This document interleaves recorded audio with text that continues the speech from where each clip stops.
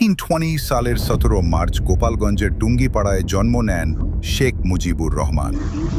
ছোটবেলা থেকেই তিনি ছিলেন স্পষ্টবাদী, অন্যায়ের বিরুদ্ধে রুখে দাঁড়াতে জানতেন। গ্রামের স্কুল জীবন শেষে তিনি কলকাতায় ইসলামিয়া কলেজে পড়াশোনা শুরু করেন।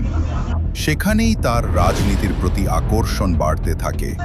মুসলিম লীগের ছাত্র শাখার মাধ্যমে রাজনীতিতে প্রবেশ করেন, কিন্তু খুব শিগগিরই তিনি বুঝতে পারেন পূর্ব বাংলার মানুষের দুঃখ দুর্দশা আলাদা। এখানকার মানুষ বঞ্চিত, অবহেলিত। শেখ মুজিব ধীরে ধীরে হয়ে ওঠেন আওয়ামী লীগের প্রাণ ভোমরা, পাকিস্তানের শাসক গোষ্ঠীর চোখে। তিনি তখন একজন আগুনঝরা নেতা। ভাষা আন্দোলন থেকে শুরু করে যুক্তফ্রন্ট নির্বাচনে তার সাহসী ভূমিকা তাঁকে জনগণের ভালোবাসার স্থানে পৌঁছে দেয়। তিনি তখন আর শুধু রাজনীতিক নন, তিনি হয়ে উঠেছেন জনগণের কণ্ঠস্বর। শেখ মুজিব তখন পূর্ব বাংলার মানুষের স্বপ্নের নাম। ভাষা আন্দোলনের পরে তিনি বুঝতে পারেন শুধু ভাষা নয়, বেঁচে থাকার জন্য চাই রাজনৈতিক ও অর্থনৈতিক স্বাধীনতা। তাই তিনি ঘোষণা করেন 6 দফা। এই 6 দফাই হয়ে ওঠে পূর্ব বাংলার মানুষের মুক্তির দলিল। পাকিস্তানের শাসক গোষ্ঠী আতঙ্কিত হয়, শেখ মুজিবকে আগরতলা ষড়যন্ত্র মামলায় ফাঁসাতে চায়, কিন্তু জনগণ রাস্তায় নেমে আসে, কারাগার ভেঙে পড়ে, বঙ্গবন্ধু ফিরে আসেন নায়কের মতো। 1970 সালের নির্বাচনে আওয়ামী লীগ জয়লাভ করে, কিন্তু পশ্চিমা শাসকরা ক্ষমতা হস্তান্তর করে না। বঙ্গবন্ধু দেন 7 মার্চের ভাষণ, যেখানে তিনি বলেন, এবারের সংগ্রাম আমাদের মুক্তির সংগ্রাম, এবারের সংগ্রাম স্বাধীনতার সংগ্রাম। এবারের সংগ্রাম আমার মুক্তির সংগ্রাম, এবারের সংগ্রাম স্বাধীনতার সংগ্রাম। তার এই কথায় আগুন ছড়িয়ে পড়ে দেশ জুড়ে। পাকিস্তানি সেনারা চালায় অপারেশন সার্চলাইট, বঙ্গবন্ধুকে গ্রেফতার করা হয়। আর জাতি নামে মুক্তিযুদ্ধে 1975 সালের মাঝামাঝি সময়ে বাংলাদেশ ছিল এক অস্থির রাজনৈতিক বাস্তবতার মধ্যে।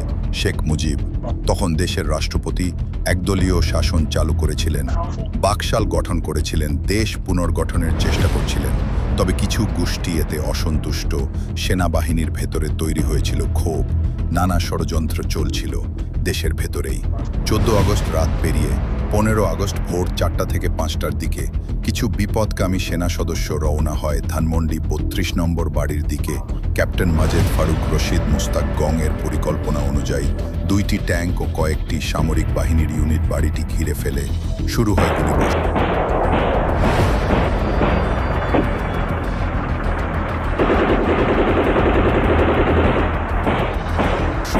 বাড়ির নিচতলায় প্রথমে গুলিবিদ্ধ হন শেখ মুজিব। তার দেহ পড়ে থাকে সিঁড়ির নিচে। এরপর একে একে হত্যা করা হয় তার স্ত্রী ফজিলাতুন নেছা মুজিব, পুত্র শেখ কামাল, শেখ জামাল এবং কামালের স্ত্রী সুলতানা কামাল, জামালের স্ত্রী রোজি জামাল। শেখ নাসেরকেও হত্যা করা হয়, ছোট্ট রাসেল, যিনি তখন কাঁদতে কাঁদতে বলেছিল, আমাকে মায়ের কাছে নিয়ে চল। ওকেও গুলি করে হত্যা করা হয়। শেখ হাসিনা ও শেখ রেহানা সে সময় বিদেশে থাকায় বেঁচে যান। শুধু শেখ মুজিব পরিবার নয়, সেদিন আরও হত্যা করা হয়েছিল কর্নেল জামিল আব্দুর রব সেরনিয়াবাত ও তার পরিবার, আরডিসি মহিউদ্দিন সহ আরও অনেকে।